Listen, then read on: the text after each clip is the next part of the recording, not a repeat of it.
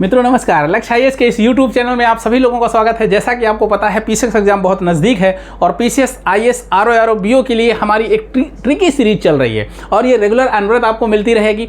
और आज का एक बहुत गजब ट्रिक हमने बनाई है जिसमें है मैं VVIP SP। मुझे लगता है कि सारे लोगों को याद हो गया होगा एक ही बार में, ठीक है ना। मैं मतलब M और VVIP SP, V very important, ठीक है ना, पर्सन और SP। तो ये ट्रिक बहुत कमाल की है और ये ट्रिक है क्या, इसमें हम लोग चर्चा करेंगे। और ध्यान रखना है कि इस ट्रिक से बहुत ज़्यादा क्वेश्चन बनता है, चाहे वनडे का एग्जाम हो, चाहे पीसीएस का हो, आईएएस का हो या आरओ और बीओ का हो। सारे प्रमुख एग्जामों पे बहुत ज़्यादा क्वेश्चन पूछे जाते हैं और एक बार में ही याद होती है। मैं आपसे कहूँ कि चलिए दक्षिण भारत की नदियाँ हैं, जिसे आप दक्षिण भारत की नदी गंगा नदी कहते हैं या दक्षिण की गंगा कहते हैं या प्रायद्वीप की सबसे बड़ी नदी कहते हैं, तो आप कहेंगे सर गोदावरी है, ठीक है ना। दक्षिण की गंगा भी उसी को कहते हैं और त्र्यंबकेश्वर पहाड़ियाँ महाराष्ट्र से निकलती है। तो मैं कहूँगा चलो इसकी जरा जो है सहायक नदियों की चर्चा कर लेते हैं, जरा बताइए। तो आप कहेंगे सर सहायक नदियाँ तो याद नहीं हैं, लेकिन अगर आप ये कहते हैं नहीं याद है और परीक्षा में आ गया तो भूल जरूर जाएंगे, कन्फ्यूजन हो जाएगी, क्योंकि वहाँ पर वेनगंगा, पेनगंगा, वर्धा, पंचगंगा, दूधगंगा, दूधगंगा करके इस तरह से कई नदियाँ हैं, बड़ा कन्फ्यूज करती हैं। अगर आपने इस ट्रिक को याद कर लिया है क्या, मैं VVIP SP, ठीक ना, सिर्फ इतनी ट्रिक अगर आपने याद कर ली है तो मुझे लगता है इस समस्या से निजात अभी आपको मिल जाएगी। बस 2 मिनट की ट्रिक है, देखना ना भूलिएगा।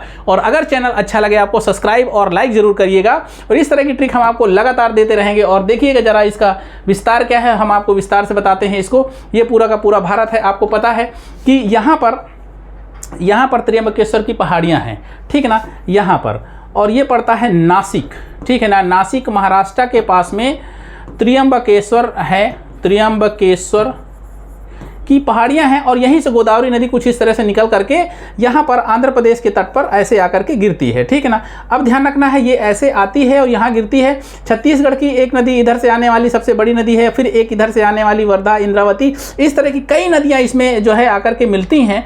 और इन्हीं नदियों का सहायक नदी पूछा जाता है कि इनकी सहायक नदी कौन सी है। पूरा का पूरा क्या गोदावरी का दोआब क्षेत्र है और ये यहाँ पर गिरती है बंगाल की खाड़ी में, जहाँ पर बेसिन बनाती है।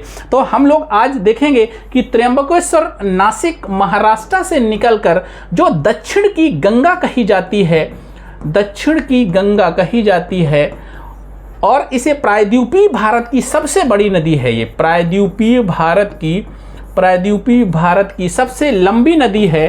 तो इसको देखते हैं इसकी सहायक नदियां कौन कौन सी हैं। और ट्रिक हमने आपको बता दिया है, तो बहुत इजी ट्रिक है, आप इस तरह से आप इसको याद कर सकते हैं। तो चलिए हम लोग देखते हैं जरा इसके बारे में थोड़ी सी और जानकारी। देखिए इसका ये बेसिन बनता है, ठीक है ना। ये पूरा का पूरा बेसिन है गोदावरी का, ये वाला जो भाग है ये पूरा का पूरा गोदावरी का बेसिन है, कुछ इस तरह से इसका बेसिन आता है।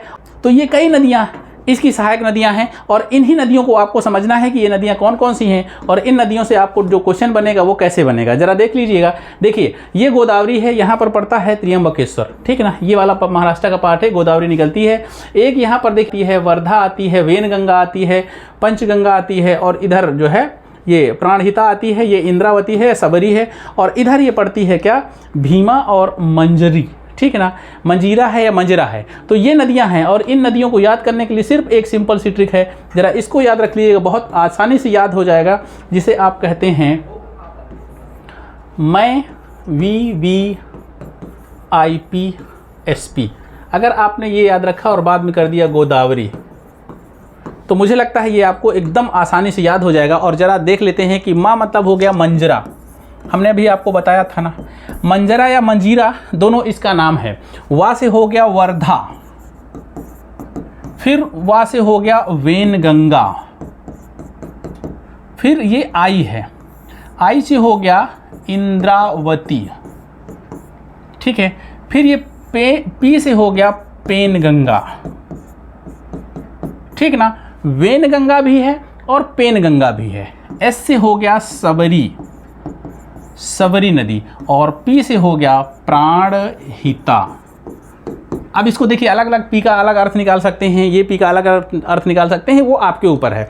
लेकिन अगर आप मंजरा, वर्धा, पेनगंगा, वेनगंगा, सबरी, इंद्रावती, प्राणहिता याद रखेंगे तो मुझे लगता हो जाएगा। तो जो छोटी नदियाँ इसकी और भी हैं, एक को दूधना कहते हैं और एक को पूर्णा कहते हैं, ठीक ना। तो ये एक बार पूछी गई, चाहे तो इसको भी जोड़ सकते हैं। तो मित्रों मैं VVIP SP ट्रिक कैसी लगी आप कमेंट बॉक्स में कमेंट जरूर लिखिएगा और सजेशन दीजिएगा कि आपको कहाँ से कौन सी कन्फ्यूजन होती है, कहाँ से आप ट्रिक चाहते हैं और कहाँ कौन सी चीज़ें आपको हल करने में दिक्कत होती है और भूल जाते हैं, ठीक है ना। तो उन गलतियों को कोशिश करेंगे हम सुधारने की और वहाँ से बना करके एक बेहतरीन ट्रिक फिर लेके आएंगे और आपकी परीक्षा तक हम आपके साथ हैं और आपके एग्जाम को क्वालिफाई कराने में जितनी हो सकेगी कोशिश हम करेंगे। तो मित्रों ध्यान रखिएगा, अगर आपको पसंद आता है, अच्छा लगता है तो चैनल को लाइक और सब्सक्राइब जरूर करिएगा। अगली वीडियो में फिर मिलते हैं एक अच्छी ट्रिक के साथ, तब तक के लिए नमस्कार, जय हिंद।